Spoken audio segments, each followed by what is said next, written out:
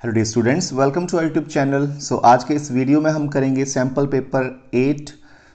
This paper is according to the latest pattern of CBSE and this is for class 9 session 2021-22 term 2 के लिए है ये।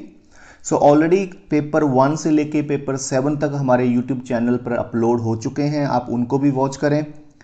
And अगर आपको इनकी पीडीएफ चाहिए, इनके डाउनलोड चाहिए, तो आप हमारी वेबसाइट जो कि आपको स्क्रीन पर दिख रही है sharmatutorial.in पर जाके होम बटन को प्रेस करके क्लास 9 में जाके आप इनको डाउनलोड भी कर सकते हैं। और इस वीडियो के डिस्क्रिप्शन में आपको सारे पेपर्स के लिंक भी मिल जाएंगे, आप डायरेक्टली उन लिंक पे क्लिक करके भी इन पेपर को देख सकते हैं। चलिए जी, शुरू करते हैं हमारा first question. Because instructions are same in all the papers, so why to read again and again. And let's start with the first question. And first question is, if px is equal to x cube minus x square plus x plus 1, then find the value of p of minus 1 plus p of 1 over 2. तो हम क्या करेंगे, सबसे पहले p of minus 1 निकालेंगे, means x की जगह minus 1 भर के इसकी वैल्यू निकालेंगे। फिर हम x की जगह 1 भर के यहाँ पर p of 1 वैल्यू निकालेंगे और फिर दोनों वैल्यूज को प्लस करेंगे और डिवाइड बाई 2 कर देंगे। ठीक है जी, तो बहुत सिंपल। तो सबसे पहले हम करेंगे p of minus 1, राइट। -1 भरिए जहाँ जहाँ x दिख रहा है, -1 का क्यूब माइनस वन का स्क्वायर। तो देखिए हमने माइनस को माइनस की जगह पे रखा और x की जगह -1 भर दिया, तो प्लस -1 प्लस 1। देखते हैं क्या आंसर आता है। -1 का क्यूब -1 होता है, -1 का स्क्वायर +1 होता है, तो +1 आ गया यहाँ पे, और माइनस तो ऑलरेडी है ही, and plus minus is minus and this. ये कट गए दोनों, तो -1 इज -2। अब हम निकालेंगे p of 1। तो x को 1 भर दो, तो 1 क्यूब -1 स्क्वायर प्लस 1 प्लस 1। ठीक है, देखते हैं जी। 1 cube is 1 -1 square is 1 plus 1 plus 1। तो ये दोनों तो कट गए प्लस माइनस के, और 2 आ गया आंसर। ठीक है, ये 2 आ गया और वो -2 था, तो हमें इसमें वैल्यू भरनी है। इट इज़ आस्क्ड इसकी वैल्यू निकालिए। ऐसे, ठीक है। तो p ऑफ -1 कितना है, -2। p ऑफ +1 कितना है, +2 over 2। देखो -2 + 2 is 0, तो 0 over 2 that is 0 only, तो 0 is the answer here. Next question, the angles of a quadrilateral are in the ratio 2:3:6:7. Find the largest angle of the quadrilateral.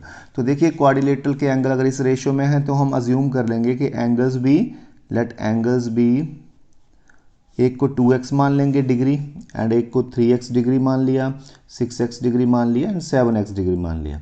अब angle sum property लगा दो, और आपको पता है in angle sum property sum of all the angles of a quadrilateral is 360 degree. तो बच्चे यहाँ पे 180 भी कर देते हैं, वो ट्रायंगल का एंगल सम होता है, ये क्वाड्रिलेटरल है तो 360 आएगा। तो 3 + 2 5, 11 and 18x is equal to 360। यहाँ से x डिवाइड करके आ जाएगा, तो 20 आपका x आ जाएगा। तो बोलता है लार्जेस्ट एंगल फाइंड कर। तो लार्जेस्ट एंगल तो ये है, तो 7 × x मीन्स 20, तो 140 डिग्री आपका लार्जेस्ट एंगल आ जाएगा। In this paper I am giving you just the understanding. Presentation part you can do your own, है ना। अच्छे से लिखना है पेपर में, वो तो आपको सबको पता है। यहाँ पे हम सिर्फ आपको समझाएंगे कैसे करने हैं और आप फॉलो करते जाओ। Next question, 2 consecutive angles of a parallelogram are in the ratio 1:3. Find the smaller angle. तो consecutive होता है लगातार आने वाले, ठीक है। तो ये सपोज करो ये पैरेललोग्राम है, कोई 2 एंगल ले लो, ये और ये लेते हैं, दीज आर consecutive एंगल, और एडजेसेंट भी बोल सकते हैं इनको। तो 1:3 रेशियो, एक को 1x मान लेते हैं, एक को 3x मान लेते हैं, ठीक है। तो हमें स्मॉलेस्ट एंगल निकालना है, तो स्मॉलेस्ट x वाला ही होगा ना, क्योंकि ये x है तो ये भी x होगा, ये 3x है तो ये भी 3x, तो सबसे छोटा तो x वाला ही हुआ। अब आपको पता है इन दोनों एंगल्स का सम होता है 180। Why? Because these are co-interior angle, these are 2 lines parallel, transversal होगी ये, तो इन दोनों का सम होता है जी 180 डिग्री। कंसेक्टिव इंटीरियर एंगल्स बोलते हैं इनको, ठीक है। तो बन गया 4x is equal to 180। x तो आपका 45 डिग्री आ गया, तो smallest angle is also x, that is 45 degree, ठीक है। The next question comes, the curved surface area of a right circular cylinder of height 14 centimetre is 88 centimetre square, find the radius of the cylinder. तो देखिए cylinder की height आपको दी है 14 centimetre, and CSA is given, curved surface area, that is 88 centimetre square. तो यहाँ पे आपको CSA का फॉर्मूला आना चाहिए, है ना। तो सिलेंडर है, इसका CSA होता क्या है, ये वाले एरिया को हम CSA बोलते हैं ना, जो साइड वाला होता है कर्व्ड सरफेस एरिया। तो इसका फॉर्मूला होता है 2πRh। 2πRh इज 88, h की वैल्यू भर दो, पाई की वैल्यू भर दो। पाई को 22/7 ले लिया, r को हमने ले लिया because it is to find out, तो निकालना है हमें। तो ये देखिए ठीक है। तो यहाँ पे कटिंग है तो यहीं पे कर देते हैं। चलिए r इजकल टू 88 और ये 2 ये 22 ये 2 कितने होते हैं, 22 2 ज़ा 42 44 44 2 ज़ा 88, तो 88 ये नीचे चला जाएगा। तो रेडियस तो आपकी 1 सेंटीमीटर आ गई। तो आपको रेडियस निकालनी है कि डायमीटर, रेडियस ही निकालनी है। Now the next question comes, we are to factorise this. तो देखिए 8a cube plus b cube plus 12a square b plus 6ab square. अब आपको क्वेश्चन को देखते पता चल रहा है कि कौन सी आइडेंटिटी लगनी है इसमें।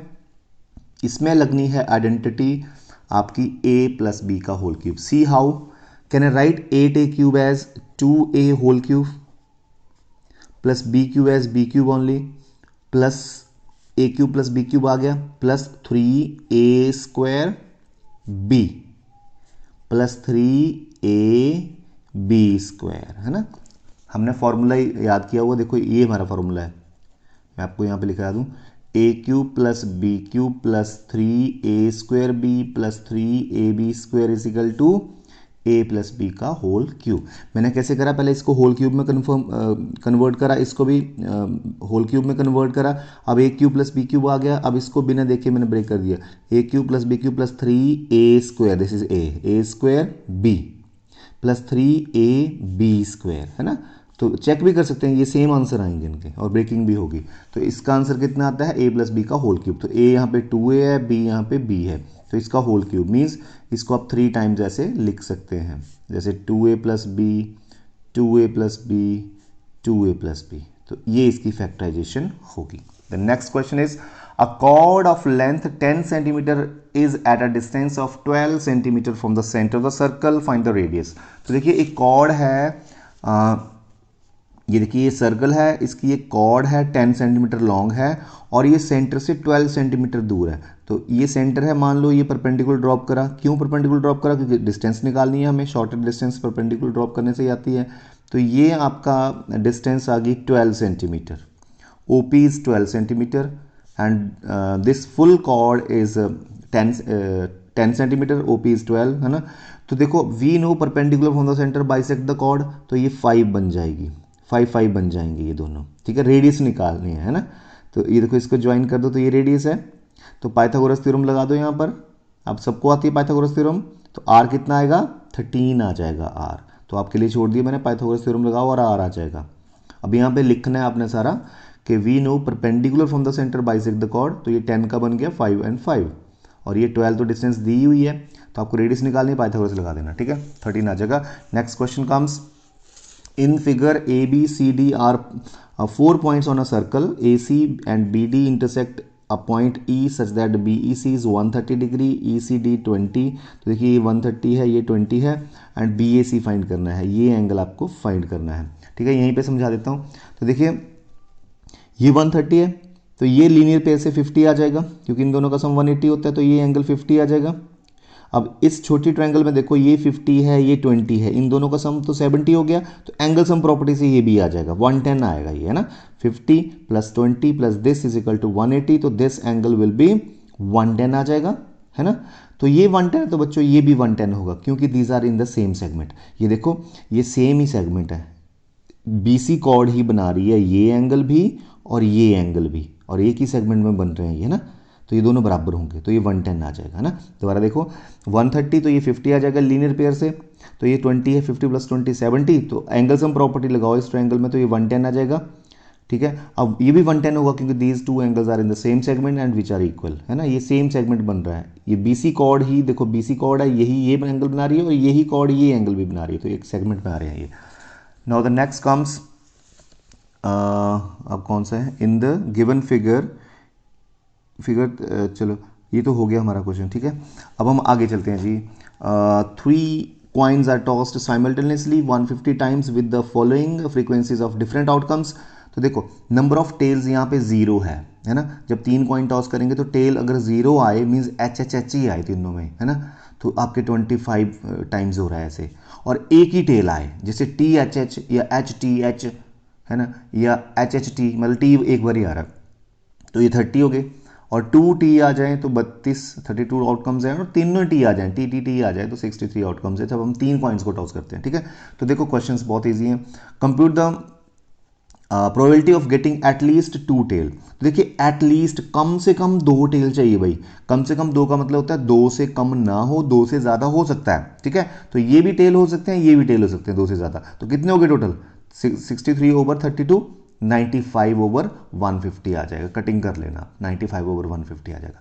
Next exactly 1 tail. तो बेटा 1 टेल तो यहाँ पे है, तो 30 टाइम्स आ रहा है 1 टेल, तो 30 ओवर 150 और 1/5 आंसर आ जाएगा। Now this is section B. So ABC is a triangle right angled at C. So ये ABC triangle है जो कि right angled है C के ऊपर, यहाँ पे 90 डिग्री है। And a line through midpoint M of hypotenuse AB and parallel to BC. तो देखो यहाँ से एक लाइन खींची है जो कि BC के पैरेलल है, ये दोनों पैरेलल हैं आपस में, और ये M जो है वो मिड पॉइंट है AB का। तो this portion is equal to this portion, AM is equal to MB given by. Show that number 1 D is mid point of AC। तो देखिए हमारे पास एक मिड पॉइंट है और उसका कन्वर्स है। मैं आपको यहाँ समझाता हूँ what is mid point theorem. ये देखिए, अगर एक ट्रायंगल है ना, उसके हम दो साइड्स के मिड पॉइंट को, ये मिड पॉइंट है इस साइड का, ये मिड पॉइंट है इस साइड का, तो इसको ज्वाइन कर दें तो ये हमेशा क्या होता है, तीसरी साइड के पैरेलल होता है और उसका हाफ होता है, ये आधा होता है इसका। ये तो मिड पॉइंट थ्योरम है। और कन्वर्स क्या है? कन्वर्स बोलता है कि अगर हम किसी ट्रायंगल की एक साइड के मिड पॉइंट से चलें, यहाँ से चलें, मिड पॉइंट से चलें और सामने वाली साइड के पैरेलल चलें, तो वो हमेशा थर्ड साइड को बाइसेक्ट करती है, मींस मिड पे काटती है थर्ड को। तो यहाँ पे कन्वर्स लगेगा ना, हम बोलेंगे since M is the mid point of A B and M D is parallel to B C, so by converse of mid point theorem D will be the mid point of AC। Directly आ जाएगा converse लगा के। ठीक है, हो गया। अगला MD को परपेंडिकुलर प्रूव करना है AC के, तो MD and AC are perpendicular, means ये 90 प्रूव करना है। तो देखिए बच्चों, ये और ये पैरेलल लाइंस हैं, है ना, तो ये एंगल भी 90 होगा क्योंकि दीज आर कोरेस्पॉन्डिंग एंगल्स, है ना, दीज आर 90, तो ये 90 तो ये भी 90 क्योंकि कोरेस्पॉन्डिंग एंगल्स है, पैरेलल लाइंस ट्रांसवर्सल, है ना, हो गया। Next CM is equal to M A half of A B. बोलते जो CM है अब इसको हमें ज्वाइन करना पड़ेगा। CM जो है वो AM के बराबर है और दोनों ही AB के हाफ हैं। तो पहले आप एक काम करो, MDA एंड MDC ट्रायंगल को कॉन्ग्रुएंट कर देते हैं, इन दोनों ट्रायंगल्स को कॉन्ग्रुएंट कर देते हैं। देखो कैसे, ये कॉमन है दोनों में, ठीक है, this is 90 and this is also 90, है ना, and this is equal to this क्योंकि D मिड पॉइंट हमने अभी प्रूव करा, तो बन गया SAS, side angle side, these two triangles are congruent, hence AM और MC बराबर हो गए CPCT से। पर AM जो है वो तो AB का हाफ है, तो CM भी भाई हाफ होगा इसका क्योंकि दोनों बराबर हैं ये। तो ऐसे हम इसको प्रूव कर देंगे। ठीक है, अगर आपको दोबारा समझना तो आप इसको वीडियो को रिपीट भी कर सकते हैं, और अगर आपको टाइम सेव करना है तो इस वीडियो की स्पीड भी बढ़ा सकते हैं ताकि आपका वीडियो जल्दी फिनिश हो। वो आप पे डिपेंड है आपको क्या चाहिए। ठीक है, next question is 8th, construct a triangle ABC in which BC is 5 centimetre, AB plus AC 7 and angle ABC 60। तो बहुत बार हमने ये क्वेश्चन कर लिया और हर वीडियो में आता है ये क्वेश्चन, तो देख लो अच्छे से करना कंस्ट्रक्शन के क्वेश्चन। तो सबसे पहले हम BC को 5 सेंटीमीटर ले लेंगे, ये देखो, ठीक है, और एग्जैक्ट 5 सेंटीमीटर लेना, स्केल से लेना है और पेंसिल से ड्रॉ करना है। दिस इज रफली, this is to make you understand only. Now B के ऊपर हमें 60 डिग्री बनाना है, तो ये 60 सबको आता बनाना है। ठीक है, अब हम क्या करेंगे, बोलते हैं दो साइड्स का सम 7 है, तो यहाँ पे कंपास रखनी है और 7 सेंटीमीटर खोल के कट कर देना है। कट कर दिया, ठीक है, और इसको D नाम दे दिया। अब C और D को ज्वाइन कर दिया, सॉरी यहाँ पे। अब CD का परपेंडिकुलर बाइसेक्टर खींचना है, तो यहाँ पे रखी compass, up and down arc, यहाँ पे रखी cut the previous arc, this is perpendicular bisector of CD। आ गया। अब जहाँ पे परपेंडिकुलर बाइसेक्टर ने इस 60 वाली लाइन को काटा उसको A नाम दे दो। अब A और C को ज्वाइन कर दो, तो ये हमारी रिक्वायर्ड ट्रायंगल आ जाएगी। रिजल्ट जरूर लिखना है आपने, क्या लिखना है, triangle ABC is our required triangle. ठीक है, the next question comes now, a river 3 meter deep and 40 meter wide is running is flowing at the rate of 2 km per hour. How much water will fall into the sea in 1 minute? 1 minute में कितना पानी समुद्र में फेंकेगी। ठीक है, देखो river बनाते हैं पहले। रिवर है 3 मीटर डीप, मान लो ये रिवर है। आप भी रिवर देख के हैरान हो जाओगे कि ऐसी रिवर नहीं देखी आपने कभी। ये देखिए ऐसी रिवर है, ठीक है, ये आ रही है रिवर, चलिए बहुत दूर से आ रही है, ये बहुत दूर से पहाड़ों से। ठीक है, ये रिवर है, तो इसकी जो डेप्थ है ये डेप्थ रही मान लो, है ना, 3 मीटर है हाइट, ये हमारी ये क्यूब शेप की बन रही है ना। तो ये 3 मीटर हाइट है, विड्थ है आपकी, ब्रेड्थ है 40 मीटर, और रेट है फ्लोइंग का 2 kilometre per hour. Rate of following is 2 kilometre per hour, और ये समुंदर में पानी फेंक रही है, मान लो ये समुंदर है, ठीक है। तो देखिए रेट ऑफ फ्लोइंग का मतलब है कि अगर यहाँ पे सपोज करो मैं यहाँ पे एक ढक्कन सा लगा दूँ और ढक्कन को खोल दूँ, तो एक घंटे बाद अगर बंद कर दूँ इसको, तो इट मीन्स यहाँ से लेके 2 किलोमीटर तक जितना भी पानी था नदी में खड़ा हुआ, वो पानी सारा नीचे चला जाएगा, ठीक है। तो 2 किलोमीटर पर आवर का मतलब ये है कि एक घंटे में कितना फ्लो हो रहा है, यहाँ से लेके 2 किलोमीटर तक जितना भी वाटर कॉलम बोलते हैं इसको, जितना भी वाटर कॉलम है वो सारा नीचे चला जा रहा है, ठीक है। तो हमें बोलता है कि 1 मिनट में ये कितना पानी फेंकेगी। तो हम एक काम करेंगे, हम देखेंगे 60 मिनट में कितना पानी फेंकेगी 1 आवर में, और उसको 60 से डिवाइड कर देंगे तो 1 मिनट के लिए आ जाएगा, ठीक है। ओके, तो देखो वाटर कॉलम एक आवर में कितना वाटर कॉलम यहाँ पे फ्लो हो रहा है, 2 किलोमीटर का, है ना। तो हम लिखेंगे, पहले तो लिख लो हाइट 3 मीटर, ब्रेथ 40 मीटर। अब हम लिखेंगे वाटर कॉलम है ना, ये वाटर कॉलम है सारा, ये वाटर कॉलम बोलते हैं। Water column fallen in 1 hour is equal to 2 kilometre, that is 2000 metre, क्योंकि मीटर में चेंज करना है मुझे, ठीक है। तो देखो volume of water fallen in 60 minutes means 1 hour, ठीक है। तो एल बी एच निकालो, क्यूबॉइड की शेप में ये L B H, this is L, है ना। तो L is 2000, B is 40, H is 3। तो ये तो हो गया भाई 60 मिनट्स का। उसने 1 मिनट का पूछा है, तो volume of water fallen into the sea in 1 minute, तो 1 मिनट के लिए 60 से डिवाइड कर दो। ओके, सो कट 2 2 जा 2 3 जा, है ना, 3 से 3 कट, तो 2000 इंटू 2 इज 4000 मीटर क्यूब। तो इतना पानी ये 1 मिनट में फेंकेगी, और 4000 मीटर क्यूब को हम 4000 किलो लीटर भी बोल सकते हैं, क्योंकि 1 किलो लीटर में 1 मीटर क्यूब होता है, ठीक है। और अगर लीटर में निकालना है तो 1000 से मल्टीप्लाई कर दो तो लीटर आ जाएगा, ठीक है। तो ये क्वेश्चन हमारा हो गया। The next is the volume of a right circular cone is this, if diameter of the base is this, find height of the cone, slant height and curved surface area। तो देखिए क्या है, जो कोन है ना हमारा, ये कोन है, जैसे राइट सर्कुलर कोन है, तो इस कोन की हमें डायामीटर दिया 28, तो रेडियस बन गई 14, एंड वॉल्यूम दे रखा है, वॉल्यूम ऑफ कोन इज 9856। तो do you know what is the formula of volume of cone, 1/3 pi are square, कर दूं सीधा ही आर स्क्वायर एच तो हमें निकालना है, एच है नहीं यहाँ पे, तो ये आ जाएगा, ठीक है। तो यहाँ पे आप पाई को भी 22/7 भर देना, तो एच इज इक्वल टू 9856, ये 3 ऊपर चला गया, 14 नीचे आ गए, 14 नीचे आ गए, और पाई भी नीचे आ गया, 22/7 इसका ऊपर चला जाएगा। तो जब आप इसकी कटिंग करोगे, ठीक है, कटिंग कुटिंग कर देना, 48 आ जाएगा आपका, दैट यू कैन चेक, ठीक है। ये एच आ गया। तो हमें क्या बोलता है, स्लांट हाइट भी निकालो। अब स्लांट हाइट ये होती है, ये स्लांट हाइट है और ये हाइट होती है, ये हाइट है, ये स्लांट हाइट है। स्लांट हाइट का फॉर्मूला ये है, L is equal to R square plus H square under root, ठीक है। तो आर कितना है आपका 14 स्क्वायर 196 होता है, 48 का स्क्वायर आपको 2304 आ जाएगा, that you can check, is equal to ये बन जाएगा 2500, और इसका अंडर रूट करेंगे तो 50 आ जाएगा आपका, 50 सेंटीमीटर इज एल, ठीक है। अब next question is find C S A. इसका सी एस ए निकालना है, तो आपको पता है C S A of cone is pi R L, so pi is 22/7, R is 14, L is 50। तो अगर आप कटिंग करोगे 100 एंड 2200 आ जाएगा सेंटीमीटर स्क्वायर में, ठीक है जी। So comes to the next question.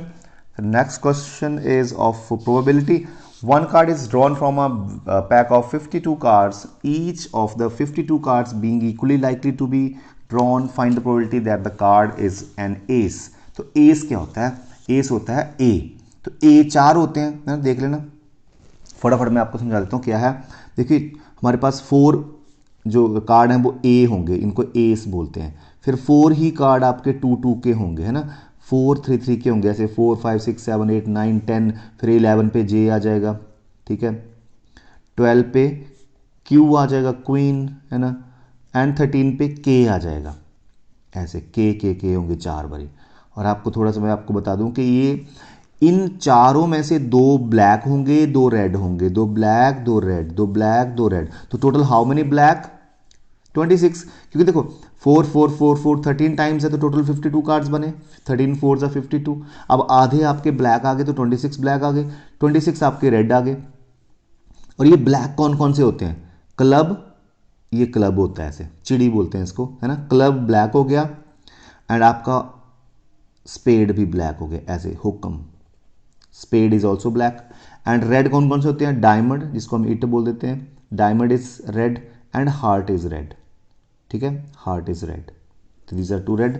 तो सब में दो दो, सॉरी एक एक होता है सब में, एक क्लब होगा, स्पेड होगा, डायमंड होगा, एंड हार्ट होगा, है ना, सब में। तो let's see the questions now. और एक चीज़ और बता देता हूँ कि ये जो जे, क्यू एंड के हैं, 4 4 4, ये 12 कार्ड्स हैं, इनको फेस कार्ड बोलते हैं क्योंकि उनके ऊपर फेसेस बने होते हैं, ठीक है। तो क्वेश्चंस देखते हैं। एंड एस, तो एस तो भाई 4 हैं, ठीक है, तो 4/52 आ जाएगा प्रोबेबिलिटी। अ रेड कार्ड, तो रेड तो 26 है, मैंने आपको बताया, तो 26/52, कटिंग आप कर लेना, कैंसिलेशन। 10 ऑफ ब्लैक सूट, देखो 10 जो है वो भी 4 ही है भाई, पर उनमें से ब्लैक तो 2 है ना, 2 रेड हैं, तो ब्लैक पूछ रहा है ये, तो 2/52 आ जाएगा, कटिंग करके 1/26 बन जाएगी probability. So the next question comes. तो भाई ये नेक्स्ट क्वेश्चन तो हर पेपर में आ रहा है, मैं नहीं चाहता कि अब आपको मैं बार बार इसको करवाऊँ, इसका मैं आंसर्स आपको डिस्कस कर देता हूँ, पर आपने ये खुद करना है। अब भाई अगर आपने नहीं सीखा है तो वीडियो 1 से लेके 7 तक तो हमने ये करवाया हुआ है, ठीक है। तो मैं चाहता हूँ कि आप खुद इसको करें, और इसका आंसर आपको मैं ये बता देता हूँ, इसका आंसर ये आ जाएगा x+1, x-4 एंड 2x-3, ये आंसर आ जाएगा इसका, ठीक है। वो आप चेक कर लेना, you can do your on, क्योंकि बार बार सेम क्वेश्चन नहीं करवाएं, ताकि आप प्रैक्टिस करें। और आपको नहीं आ रहा तो आप चैट बॉक्स में लिख सकते हैं, तो मैं इसका फिर आपको फोटो ही आपको कहीं पे पेस्ट कर दूंगा, वहां से आप ले लेना, चाहे वेबसाइट पे कर दूंगा, ठीक है। Next question comes, ABCD is a cyclic quadrilateral whose diagonals intersect at E। तो देखिए पहले हम बना लें cyclic quadrilateral. Do you know what is cyclic quadrilateral? ऐसी क्वाड्रिलेटरल जिसके चारों वर्टिसेस सर्कल पर लाई करती हैं। तो देखिए ये साइक्लिक है भाई, इसकी चारों वर्टिसेस है ना, क्वाड्रिलेटरल ABCD साइक्लिक है, सर्कल पे लाई कर रही हैं।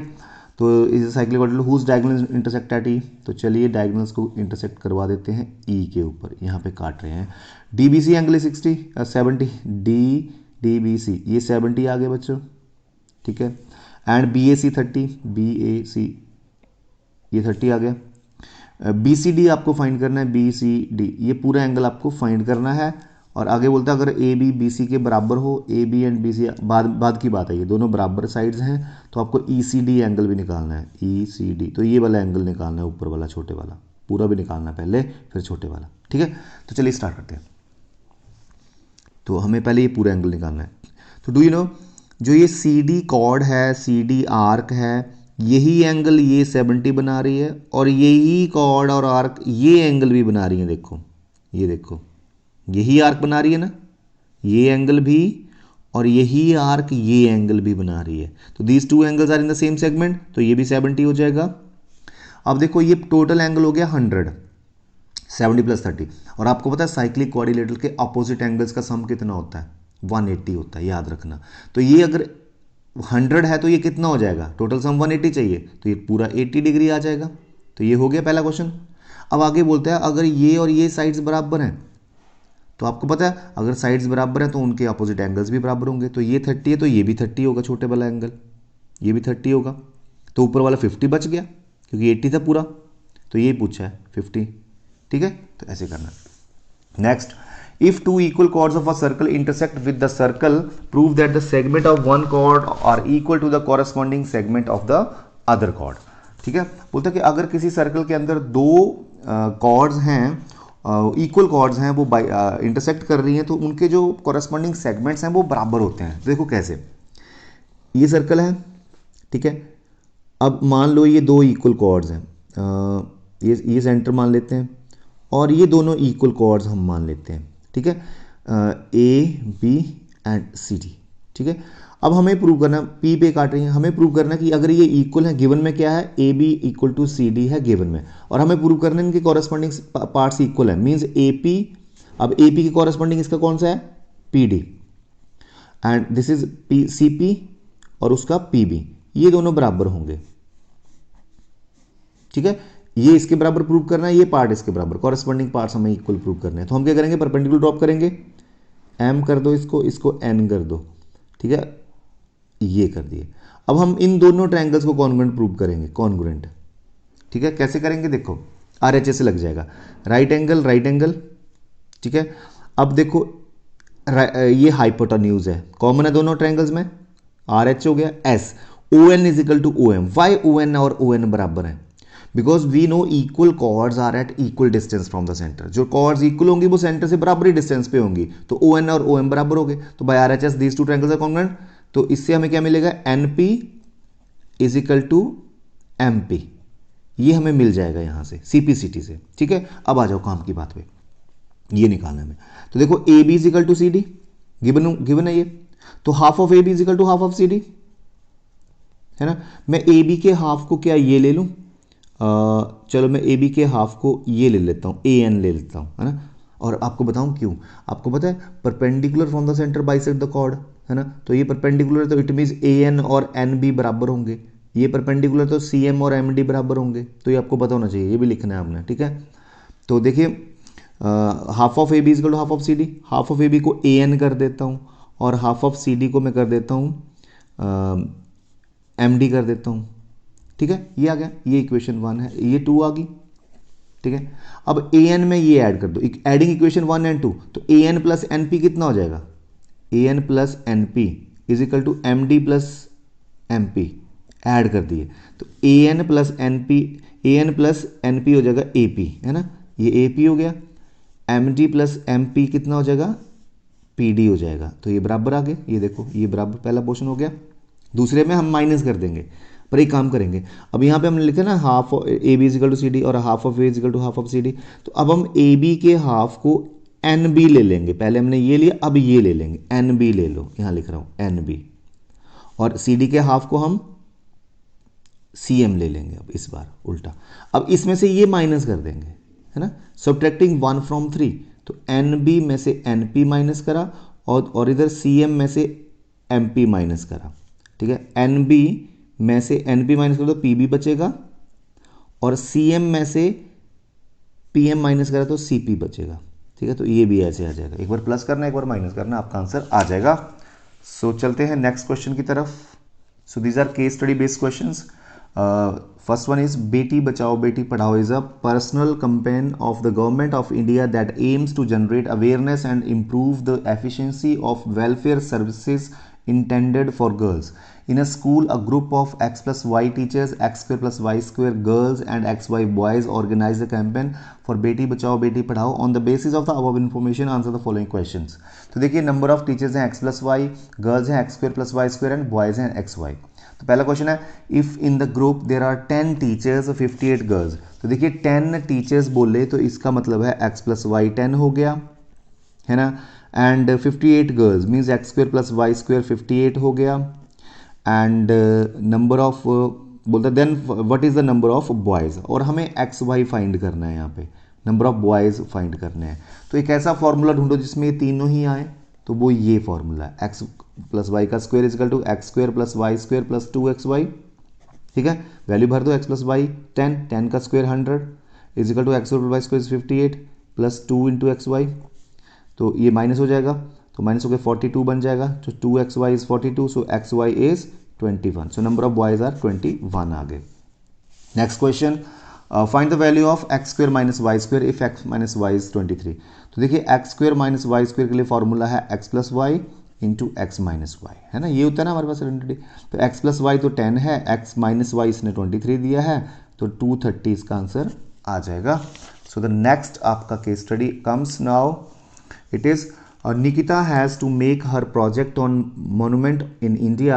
She decided to make her project on Gol Gumbaz monument. She already knows following things about it. It is located in a small town in northern Karnataka. It reaches up to 51 meter in height, while the giant dome has an external diameter of 44 meter, making it one of the largest domes ever built. तो देखिए hemisphere है और height ये है total height ये है और external diameter ये है, ठीक है। At each of 4 corners of the cube is a dome shaped octagonal tower 7 stories high with a staircase inside. तो चलिए पहला क्वेश्चन क्या बोलता है, बोलता है find the outer CSA of the hemispherical dome.